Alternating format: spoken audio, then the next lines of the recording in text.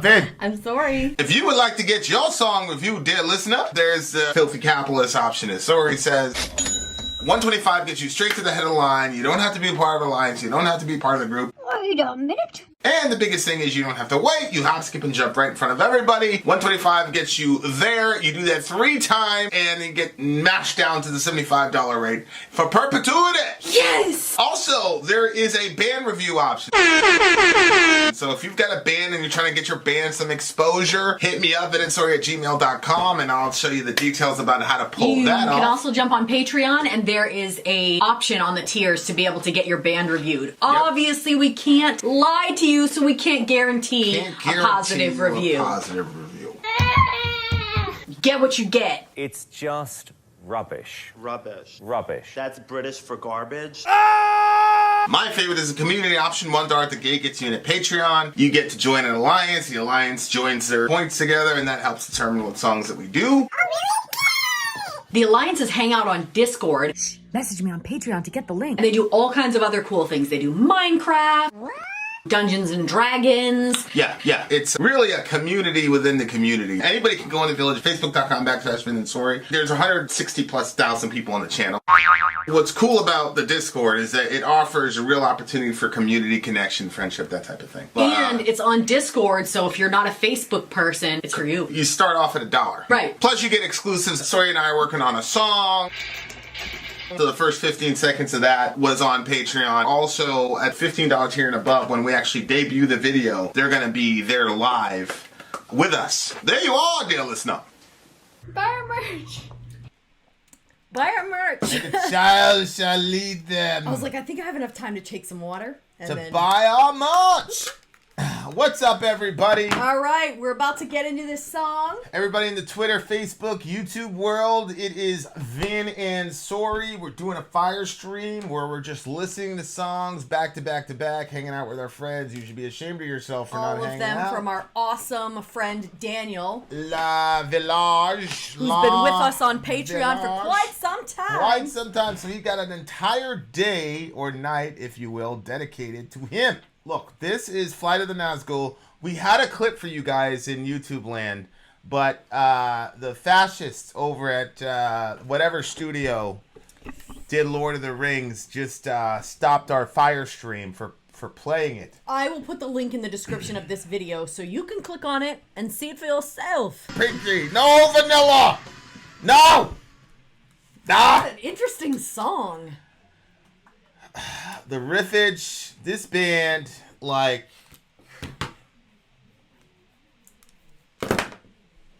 It was like...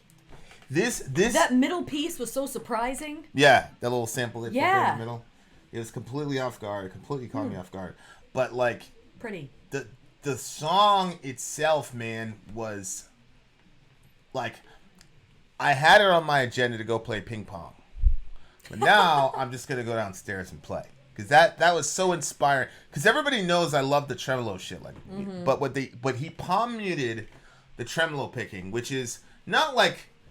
I'll show you when we get downstairs. I'll show you because I'm like I don't know. Maybe it's funny because we were going back and forth on our parts, me and Jay, and Jay was like, "Yo, what if you palm muted this part or whatever?" And I wasn't paying attention because I'm always multitasking, but he was pretty much palm muting the tremolo stuff, which is because it makes it adds. So when he said it, what did you say? Well, I wasn't completely paying attention, and I was trying to learn the other parts because Peter had added added that thing. So I wasn't paying attention. I see. It's definitely one of those things, man, where I'm gonna go back and be like, okay, like this band. It's like when I first started listening to Mace, the rapper. When I first started, because Biggie was popular, Tupac was popular. To be honest with you, I didn't really like Tupac's style. Biggie's style. No, I don't. Really? Yeah. I almost got a Tupac shirt today. I mean, you should have, but like I didn't. But like it just didn't look good. So Big Style was okay to me because I only heard Big's radio stuff. Big's radio stuff was just for, it's for the club basically. Like, you know, when you listen, the rest of the discography is like real street shit. But like when I heard Mace rap the first time, and it was that freestyle. Look at you, look at us. My guns don't bust, I'm bringing with the thrush. Man, you better hush. I could be inside the cage. You can still get. When I first heard that, I was like, oh my, that's it. I'm going to be a rapper. And like, that's when I started like rapping, was after I heard, I'll never forget, it was March 9th, 1997. It was actually March 10th, 1997. Big died on March 9th. Oh, I'm like, how do you know these dates? So Big died on March 9th, and so Hot 97 was playing all of his shit. Wow, that's And sad. then they played this freestyle with Mace, and that was my introduction to Mace. And Oh. then once I heard that, I was like, that's it. This song right here, if I didn't have a guitar, if I didn't already have a guitar or whatever, and if that You'd go wasn't get my one tonight? I tomorrow morning I would wake up and go and get a guitar. Oh, wow. Like no bullshit. Like Wow. this type of what these guys did with the guitar is the shit that makes people say, I'm going to be a guitarist. Like I like it's that type of what this guy did with his instrument. It's that type of thing. And like it was just so epic. And when you write, and you know, probably half the folks in our channel are guitarists or whatever. And you realize very quickly how hard it is to continuously write good original shit. Like, you can make things sound different, but are they good? Are they going to move people?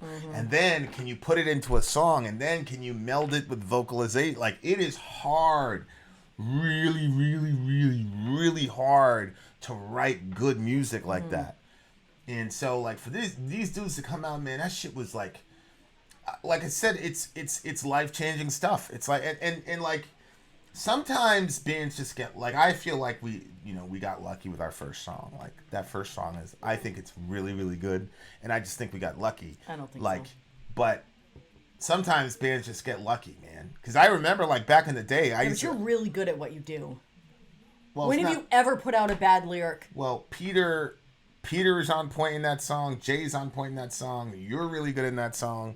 What I'm saying is, like, everybody's role in that song is, like, has something where it's like, oh my God. I was thinking about the song today. Yeah, like, it's unbelievable stuff. But this, I don't know, man. This Daniel kid, whoever he is, he's picked, like, Whoever he is, he's been with us forever. I know, but like, no, literally, he said that if we literally hang out, if we go to New York, we can hang out with him too. every song is a bang. Every single song he selected Yeah, he knew today you were gonna like 'em all. has been ridiculous. This guy is, something's wrong with him. Yeah, the first one, Daniel, you know, I didn't really. I like the first one. But this one was. The first song we did from Daniel, dude was talking about how he was knocking out like 5 million broads in one night. Like, The lyrics on this one, I think, are really interesting. I got him right here. been thinking about. So he says, "Why is life so precious when living is but shreds of joy and pain, of loss and gain, of torment and resent, hanging on a cliff edge, clawing for a hold. The weak are pushed, the strong are held back, the quiet Cowed by the by the bold. More rain than sunshine, the warm outdoes the cold. Safety in numbers, but now we're all alone. I'm stretching out my arms now. I'm yearning for your love. Mist is all around us. Dark shadows fly above. The cold can kill you. Your body keeps me warm. We survive the view now in the cold. We survey the view now in the cold light of the dawn. Out on the cliff edge, moss clings so easily. So, But now it's not so easy for the likes of you and me. it's. The last thing that he Oh. says. Genius doesn't have that. Oh, okay. But now it's but now it's not so easy for the likes of you and me. So I've been thinking about. Well, one question I had though. I'm stretching out my arms now. I'm yearning for your love. This is about Frodo and his Samwise Gamgee hiding from the Nazghul, right? Is that what the song is? So the Nazghul, if you guys didn't see it, it's like this flying dragonish type of creature, but Frodo and Sam were hiding from the Nazghul and all the rest of it. So I don't know. I'm waiting for maybe Daniel or whatever can provide some context. I was just curious about I'm stretching out my arms. I'm yearning for your love, which I don't know if you remember this, but in part 3 of The Lord of the Rings, Sam and Frodo, like, he kissed him because they were best friends or whatever, and people were saying all this dumb shit like, oh my god, they're gay, blah blah blah. Which, if Tolkien wrote them as gay characters, fine, but people just can't see two men being affectionate with each other without like going there.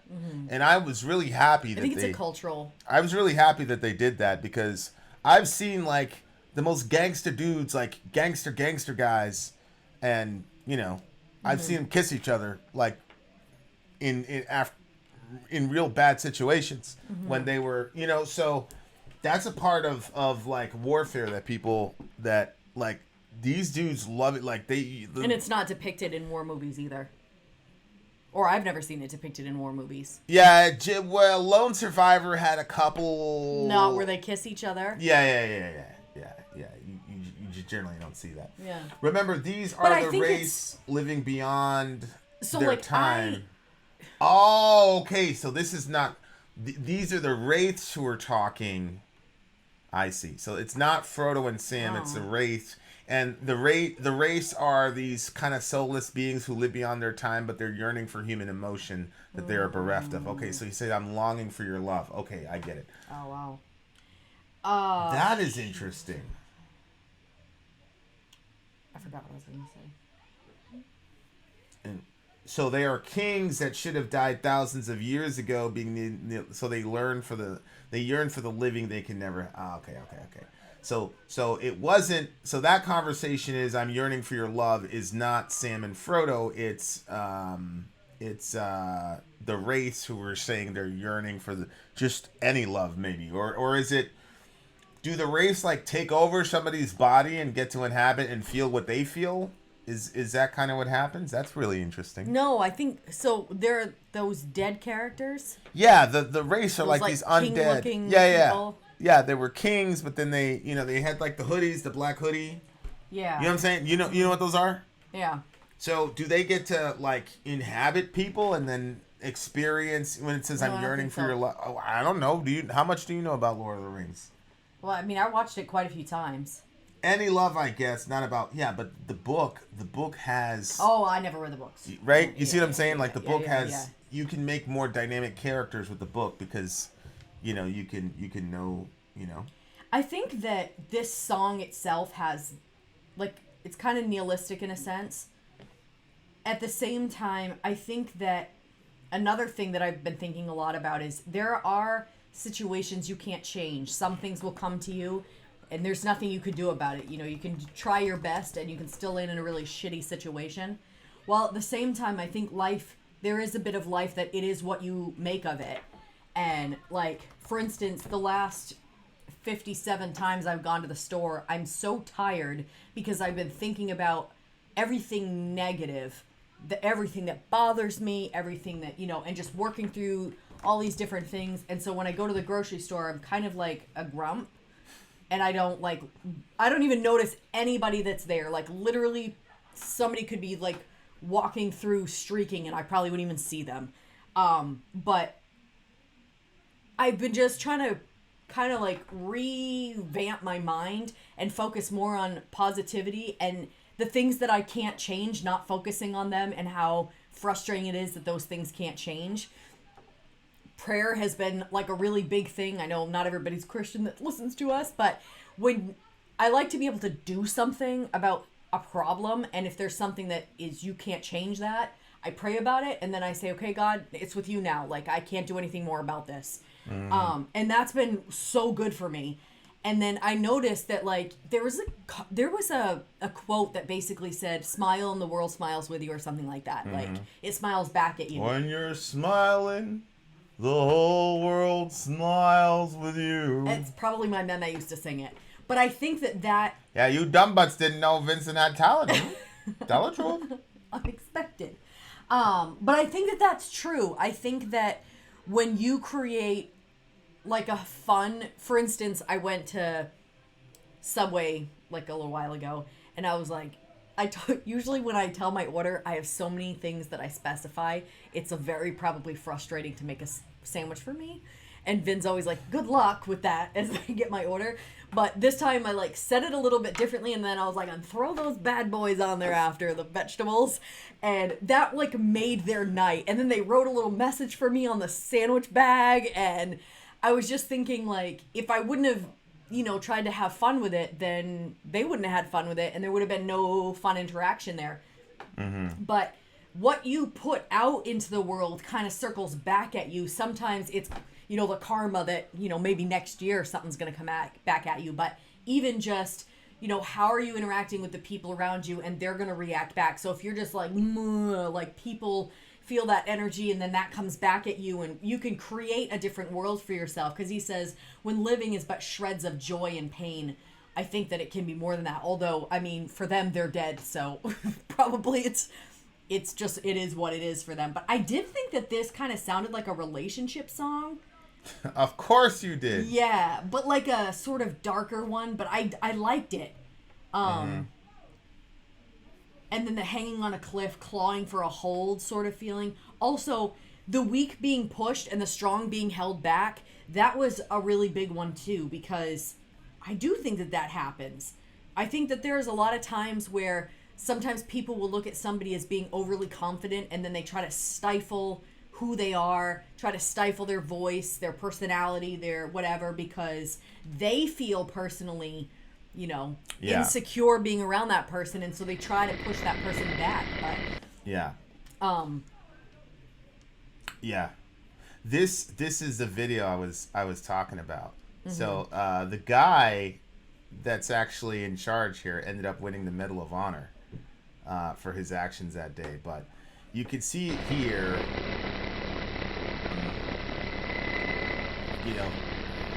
so they're bringing this guy, right? This guy's the one that ends up winning the Medal of Honor. So they bring this guy to the bird. He got hit through the side, right through his. And he survived?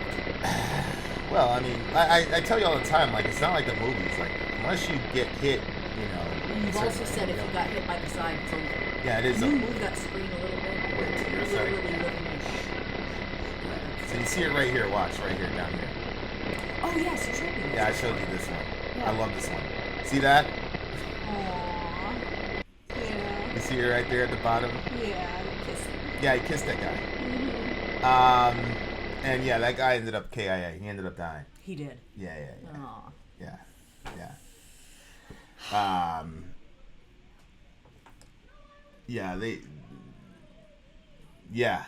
That 275 knows the situation pretty well, but it was these dudes, man. They love each other, man. You know what I mean? Like, so I'm very fascinated by that kind of those kinds of expressions of affection in the midst of. I mean, you saw him. He was pretty tore up, and he was. It's kind of deceptive because they're talking, and they're hurt. They're clearly hurt, but you can tell that the adrenaline is neutralizing a lot of the pain that they would be in, and it looks normal, and then you just lose them. They just stop talking to you. So he knew, like, you get it through the side, man. Probably a big chance you're not gonna make it. And so, they got him on the bird, and yes, I have read Gates of Fire, actually. And so, that guy who was experienced, he knew, like, that's your boy, he's in trouble. He got him on the bird, and I gave him a kiss, and he went back to fighting. And that guy was, he won the Medal of Honor. I mean, the shit he did that day was insane. And those are the best, like, most legendary dudes I've ever, in the community. Like, they're all like that. They all have somebody that they love very, very deeply, and they're not afraid to, whatever. Of course, not everybody's like that, but, so that bond between Sam and Frodo, is a beautiful thing. And, like, that's one of the things where it's like, I haven't had a cushy life per se, but that's not that. I would never trade that. Mm-hmm. I would never trade that for anything. Well, do you notice when, it was in the Nazghul video that we showed before, and Frodo was on the ground, and he was, like, struggling. Yeah. And then Sam, like, grabs his hand, and he was like, he basically tells him, like, it's gonna be okay. Yeah. And so the part that says, the cold can kill you, but your body keeps me warm. And, I'm stretching out my arms now, I'm yearning for your love. I think that when I saw that part in the video, I was like, there are times where you're off the deep end so much that it feels like literally nothing can bring you back. But if you have someone that you really trust and you have mutual love for each other, like sometimes literally just the touch of their hand. Like there's a song that I listen to that reminds me of Vinny, and it says like, the touch of your hand says, I'll catch you whenever you fall. Yeah. And so that idea that, you know, I think everybody needs that type of friend. And I think that all of us can have that type of friend in Jesus. But beyond that, to have, like, physical people beside you, I think it's important to have close friends. You know, and people that aren't... I think that there are some people that you're around and they just kind of drag you down. And then there are other people that, you know, you guys can kind of rock together in your negativity. But at the same time, when you really need them, when the chips are really down, they're going to be there to help you up. It is an amazing thing to look at another human being and know that they would die for you. Yeah. Yeah. Like, and that's one of the reasons why over here, because, you know, I had to live multiple lives or whatever. But over here, when people were not able to, like, show out and stand up and, you know, ride for us, that's one of the reasons I was just like, you know, because, like, I understand this world that they're in. Like that kind of They never had to stretch that muscle. Yeah, it's like, you know, but it's completely different. Like that's the only thing that I already tell you, like that's the only thing I miss. Like I don't miss literally any of the other stuff, and I'm not sure whether or not you believe. Like I still feel like sometimes, like if I'm watching the news, I'll see you looking at me and you're, you know, like I have no inclination to be involved at all. No, I believe you when you say that. The reason I look at you is because I'm trying to see how it's affecting you and how you feel by what you're seeing. Yeah. Because I think, you know, sometimes something will make you sad or sometimes it will make you angry or something. It just depends on what's happening, and I'm trying to... Yeah, the only thing I miss about that situation is that. Like, knowing that, yeah, there's another human being that will literally, like, die for you. Like, and you would for them, and it's not a question. Like, it would, and nobody has to say anything. That I miss, but other than that, I don't miss anything else. People with that strong character, and it's just a different love. Like that's one of the things that's really interesting about living this experience as a conscious agent is that you get to experience these different loves. Yep. So like love with your girl, love with your kids, and then with your kids, love for boys is different with the girls. And even for me, honestly, birth order is I enjoy the birth order of the kids and all that. So like there's all these different angles of like unique relationships and where you can experience love, and there's a specific, very, very certain context. I think, wasn't the answer 275 agape was the thing? So you had Phobos versus agape. Was that in the book or was that in something else? But like, yeah, like that kind of, that there's a whole, I say like, man, I wish people had kids, like, and I feel bad, like people, because you get the opportunity to be able to love your own child is such a beautiful thing. Like,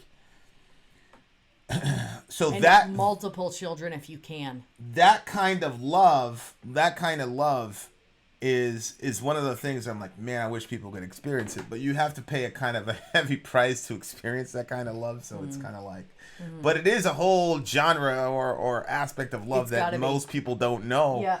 And but at the same time, people experience, loves that I don't have, like, I don't know, rock star and from a stage full of people, and the love that you have for your fans, or the love your fans have for you.